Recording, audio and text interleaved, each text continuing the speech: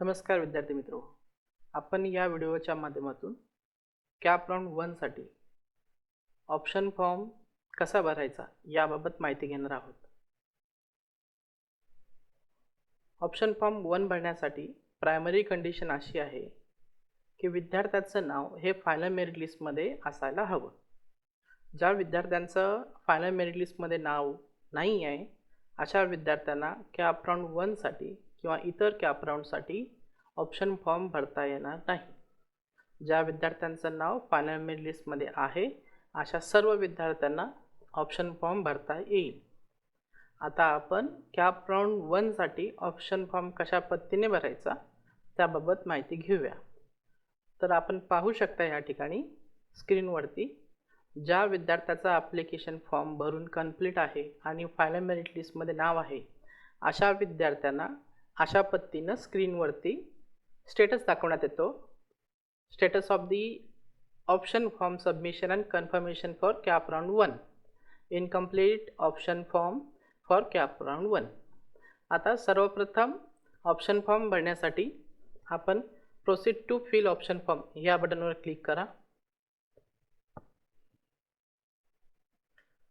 Option form हे एकूण 4 टप्प्यामध्ये आपल्याला डिवाइड करून देण्यात आलेला आहे. त्यामध्ये पहिला टप्पा आहे शॉर्टलिस्ट युअर ऑप्शन, दुसरा टप्पा आहे सेट युअर प्रेफरन्सेस, तिसरा टप्पा आहे ऑप्शन फॉर्म समरी आणि चौथा टप्पा आहे कन्फर्म युअर ऑप्शन फॉर्म. तर पहिल्या स्टेपमध्ये आपण इन्स्टिट्यूटची चॉईस निवडायचा आहे.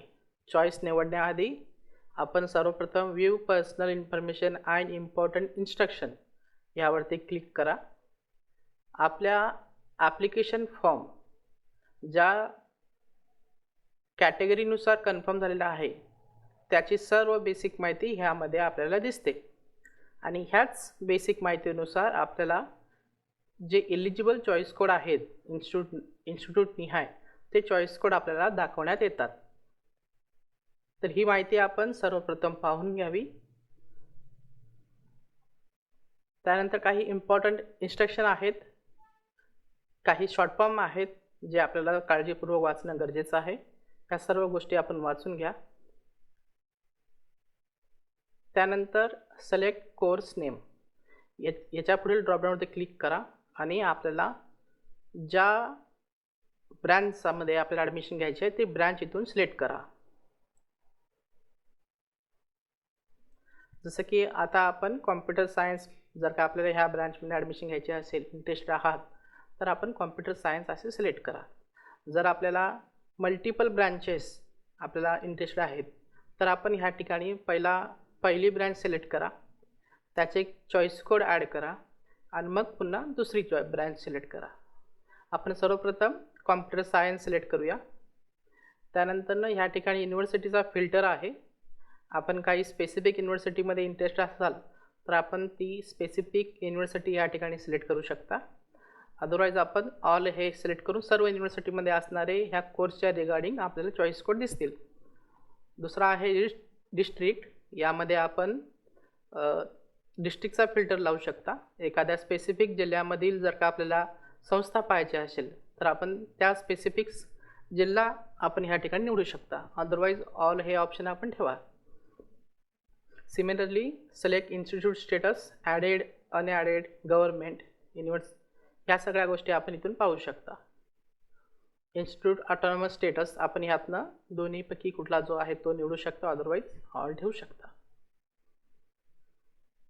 आता काही स्पेसिफिक इन्स्टिट्यूट आहेत जे मायनॉरिटीच्या अंदर येतात. जर का त्या ठिकाणी हा कोर्स अवेलेबल असेल तर आपण त्या स्पेसिफिक मायनॉरिटीची सिलेक्ट करून आपण ते पाहू शकता आणि एलिजिबल असाल तर आपण ते ॲड पण करू शकता. अदरवाईज आपण ऑल हे ऑप्शन ठेवा. दुसरा पार्ट आहे TFWS. TFWSमध्ये ज्या विद्यार्थ्यांनी फॉर्म भरून TFWSचा क्लेम केला आहे त्या विद्यार्थ्यांना इथे येस किंवा नो करण्याचं प्रोव्हिजन असतं. अदरवाईज हा ऑप्शन आपण पाहू शकता. बाय डिफॉल्ट हा डिसअपिअर होतो. ओके. त्यानंतर आपण सर्च ह्या बटनवरती क्लिक करा. तर आपण पाहू शकता आपल्या फिल्टरनुसार आपल्या कोर्स नेमनुसार आपल्याला काही युनिव्हर्सिटी नेम त्यांचा चॉईस कोड हा दाखवण्यात आलेला आहे. तर आपण तो केअरफुली बघून घ्यायचा आहे आणि त्यातनं जे आपल्या पसंतीचे आहे ते आपल्याला सिलेक्टच्या समोरील क्लिक बॉक्सवरती क्लिक करून ॲड सिलेक्टेड ऑप्शन यावरती क्लिक करायचं आहे. ओके, हे करत असताना ह्या ठिकाणी आपल्याला अजून एक गोष्ट ॲडिशनली हेल्प म्हणून दिलेली आहे, ते म्हणजे त्या रिस्पेक्टिव्ह कोर्सला मागच्या वर्षी किती कट ऑफ होता ह्या पर्टिक्युलर चॉईस कोडसाठी.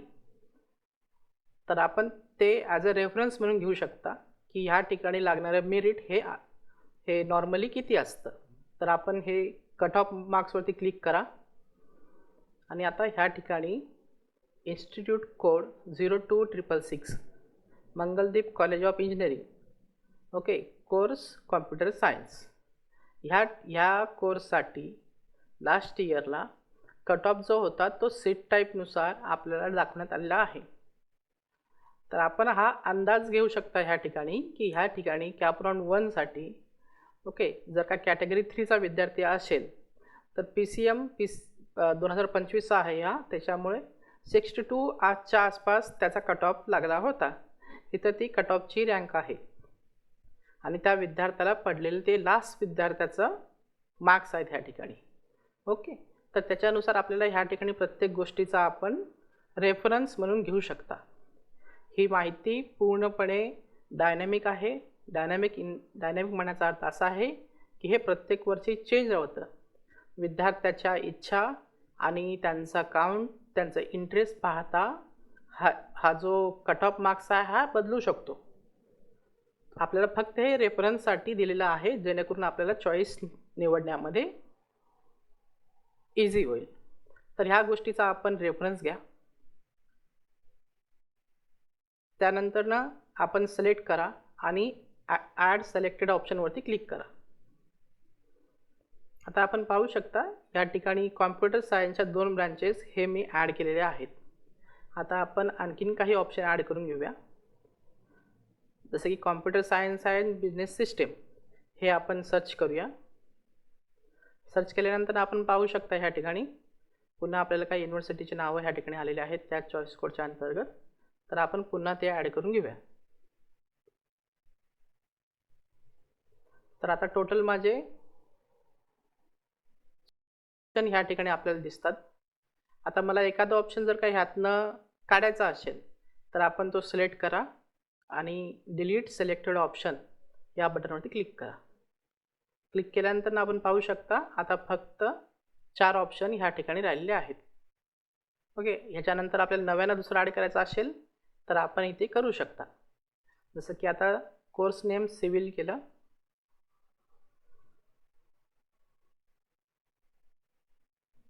आणि ह्या ठिकाणी मी बघू शकता आपण सिव्हिलचे भरपूर असे ब्रांचेस आलेले आहेत. ओके, आता आपल्याला ह्या ठिकाणी डिस्ट्रिक्टचा फंक्शन फिल्टर लावायचा असेल तर आपण डिस्ट्रिक्टचा या ठिकाणी फिल्टर लावा. पुन्हा सर्च करा. आता ही संस्था सर्व पुण्यातल्या आहेत. ओके, तर आपण ह्याच्या पुढे सिलेक्ट बटनवरती क्लिक करा. आपल्याला हवे तेवढे ऑप्शन ह्या ठिकाणी निवडा. त्या चॉईस कोडचा मागील वर्षी कट ऑफ किती होता तो आपण इथे क्लिक करून आपण इथे पाहू शकता. प्रत्येक कॅटेगरी आणि सीट टाईपनुसार हा कट ऑफ वेगळा असतो. कट ऑफ झाल्यानंतर आपण ॲड सिलेक्टेड ऑप्शनवरती क्लिक करा. तर आता बघू शकता आपण या ठिकाणी माझे ऑप्शन्स 11 झालेले आहेत. एकदा पूर्णपणे तुमची लिस्ट शॉर्टलिस्ट झाली की सेव्ह अँड प्रोसीड करा. अशा पद्धतीने आपण स्टेप 1 संस्था निवडण्याची प्रोसेस आपण संपवलेली आहे. आता सेट 2 म्हणजे आपल्याला इथं प्रेफरन्स निवडलेल्या संस्थांना द्यायचं आहे. प्रेफरन्स म्हणजे आपण निवडलेल्या संस्थाला त्यापैकी जीच आपल्या इच्छानुसार सर्वप्रथम संस्था येईल ती संस्थाला आपण 1 नंबर द्याल आणि कमी इंटरेस्टला असलेली संस्था आपण 2 नंबरला द्याल. ओके, तर आपण सेट प्रेफरन्स देत असताना आपण कुठल्याही चेकबॉक्सवरती क्लिक करा. त्याचा preference number by default set होत राहील. ओके, तो इन्क्रीजिंग फॉर्मॅटमध्ये आहे. जसा आपण 1 वरती क्लिक केला त्याला 1 नंबर सेट होतो, सेकंड टाईम क्लिक केला की त्याला 2 नंबर सेट होतो. आता इथे मी सिव्हिल इंजिनिअरिंगला सावित्रीबाई फुले युनिव्हर्सिटीला 1 नंबर दिला माझा ऑप्शन. त्यानंतर मला मुंबई युनिव्हर्सिटीमध्ये SSPMला 2 नंबरला दिला. अशा पद्धतीने आपल्याला प्रेफरन्स नंबर निवडलेल्या सर्व संस्थांना द्यायचा आहे.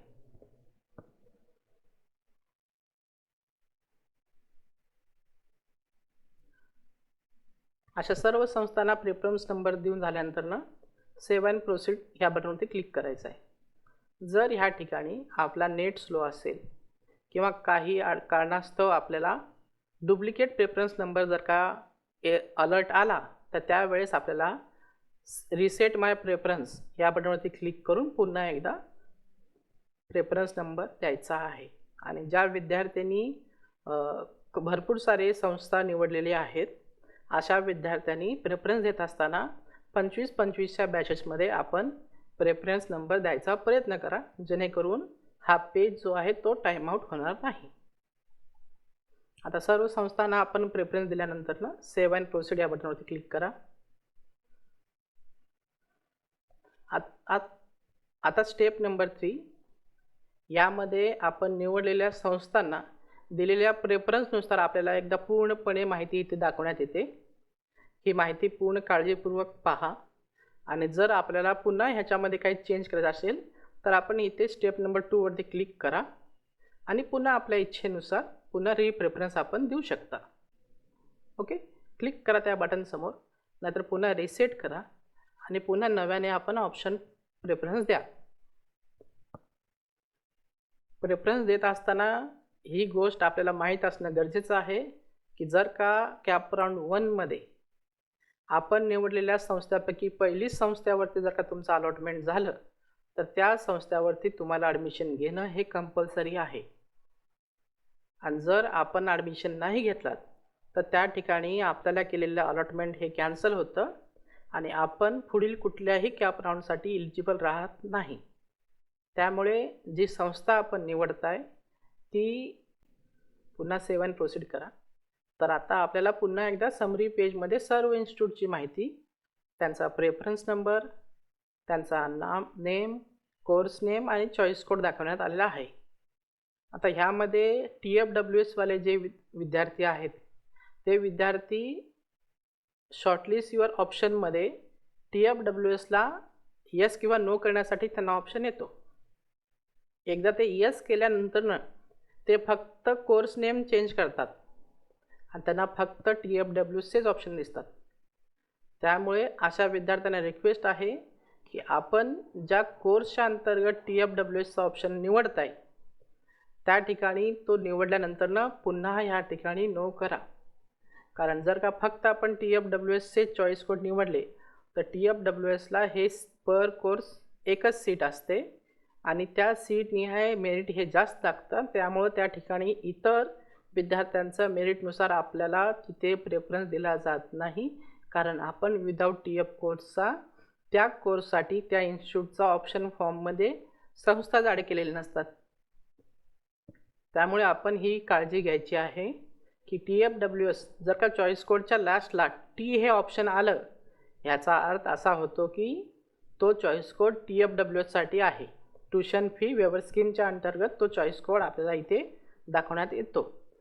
आपण सर्व प्रकारचे जे ऑप्शन या ठिकाणी चॉईस कोड दिसतात ते आपण आपल्या ऑप्शन फॉर्ममध्ये निवडले पाहिजे. एकाच संस्थाचे 2 चॉईस कोड असू शकतात एकाच कोर्ससाठी. Computer science normal choice code त्याच्यामध्ये T नसतो आणि कॉम्प्युटर सायन्स ज्याच्यामध्ये TFWS सीट आहे त्याला लास्टला T असतं. ओके, तर आपण ह्या गोष्टीची काळजी घ्यायची आहे. पुन्हा आपण स्टेप नंबर 3 मध्ये येऊयात. तर एकदाच हे सर्वप्रथम सर्व लिस्ट फायनल झाली की त्यानंतर आपण लास्ट स्टेपवर जाऊया, सेव्ह अँड प्रोसीड. आता ह्या ठिकाणी काही महत्त्वाच्या सूचना आपल्याला दिलेल्या आहेत जे मी आपल्याला वाचून दाखवतो. जर उमेदवारास त्याच्या विकल्प नमुन्यातील पहिल्या पसंती क्रमांकावरील जागेचे वाटप झाल्यास असे वाटप प्रणालीतून आपोआप गोठवले जाईल व उमेदवार या जागेचा स्वीकार करावा लागेल. असे उमेदवार केंद्रीभूत प्रवेश प्रक्रियेच्या पुढील फेरीमध्ये सहभागी होण्यास पात्र नसतील. अशा उमेदवारांना नंतर त्याच्या लॉग इनद्वारे कागदपत्राची पडताळणी ऑनलाईन पूर्ण करून जागा स्वीकृती शुल्क भरणे गरजेचे आहे. तदनंतर असे उमेदवार वाटप करण्यात आलेल्या जागेवर प्रवेश घेण्यासाठी वाटप करण्यात आलेल्या संस्थेमध्ये विहित वेळेत हजर होतील. जर अशा उमेदवाराने त्याच्या लॉग इनद्वारे ऑनलाईन सीट स्वीकृती पूर्ण केली नाही तर ते त्यांना वाटप करण्यात आलेल्या जागेवरील हक्क आपोआप गमावतील आणि ती जागा पुढील फेरीसाठी उपलब्ध होईल. अशा उमेदवाराकरिता करण्यात आलेले पहिल्या पसंती क्रमावरील ऑटोफ्रीज हे जागा वाटप अंतिम राहील. ओके. आणि ज्या उमेदवारांना पहिला क्रमांक सोडून इतर कुठल्याही क्रमांकावरचं जर का अलॉटमेंट झाला असेल म्हणजे जागा वाटप करण्यात आली असेल तर अशा विद्यार्थ्यांना त्यांच्या लॉग इनमध्ये बेटरमेंट किंवा फ्रीज असे 2 ऑप्शन दिसतील. ओके. एक तुम्ही बेटरमेंट करून कॅप राऊंड 2ला पण जाऊ शकता, फ्रीज करून त्या संस्थेमध्ये आपण ॲडमिशन पण घेऊ शकता. पण फ्रीज केल्यानंतर जर का आपण ॲडमिशन नाही घेतलात तर सेम कंडिशनमध्ये आपण कॅप राऊंडमधनं बाहेर जाऊ शकतो आणि पुढील कुठल्याही राऊंडमध्ये आपण पुन्हा एलिजिबल होत नाही. त्यामुळे ऑप्शन फॉर्म भरत असताना प्रेफरन्स देत असताना अशा पद्धतीने द्या, आपल्या आवडीनुसार ती संस्था आपल्याला भेटेल. सर्व सूचना वाचून झाल्यावरती आपण या ठिकाणी proceed to confirm option form या बटनवरती क्लिक करा.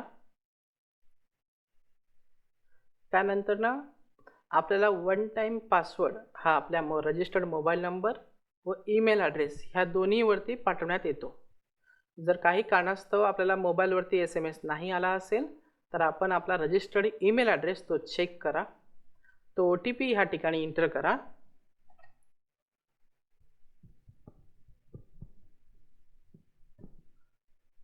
आणि खाली दिलेला जो कॅप्चा आहे तो आपण ह्या ठिकाणी आहे तसा एंटर करा.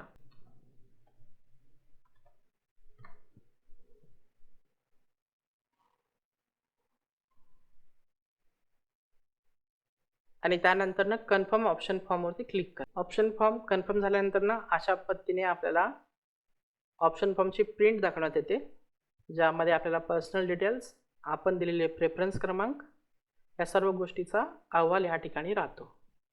आपण याची प्रिंट पण घेऊ शकता. आता यामध्ये महत्त्वाची सूचना आहे सर्व विद्यार्थ्यांना. ऑप्शन फॉर्म कन्फर्म केल्यानंतर त्याच्यामध्ये पुन्हा बदल करता येत नाही.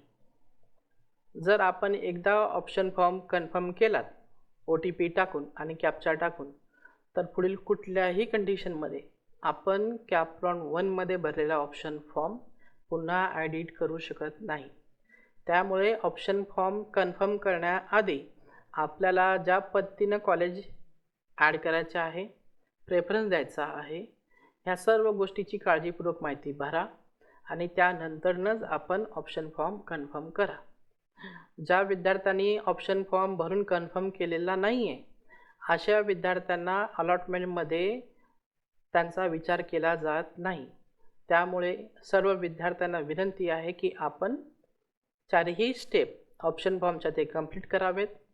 OTP टाकावा, कॅप्चा टाकावा आणि ऑप्शन फॉर्म हा विहित वेळेमध्ये कन्फर्म करावा.